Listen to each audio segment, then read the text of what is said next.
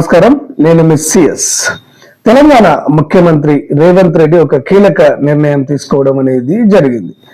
నిన్న సచివాలయంలో health department కు సంబంధించినటువంటి ఉన్నతాధికారులతోటి మరియు మంత్రులతోటి ఆయన సమీక్ష సమావేశాన్ని నిర్వహించడం అనేది జరిగింది.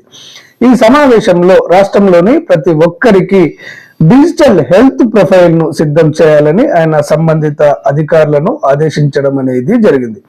ఈ డిజిటల్ హెల్త్ ప్రొఫైల్ కార్డుకు ఒక యూనిక్ నెంబర్ ను అనుసంధానం చేయాలని కూడా ఆయన ఆదేశించారు.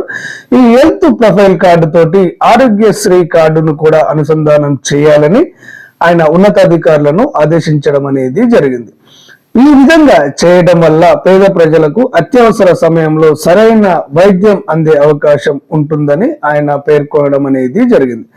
అదేవిధంగా ఆరోగ్యశ్రీ కార్డుకు తెల్ల రేషన్ కార్డు తప్పనిసరి అనే నిబంధనను సడలించే అంశాన్ని పరిశీలించాలని కూడా ఆయన ఉన్నతాధికారులను ఆదేశించడం అనేది జరిగింది. ఈ నిబంధన కారణంగా ఆరోగ్యశ్రీ కార్డు కోసము తెల్ల రేషన్ కార్డు తీసుకునే వారి సంఖ్య పెరుగుతుందని ఆయన ఉన్నతాధికారులకు ఆదేశాలు ఇవ్వడం అనేది జరిగింది.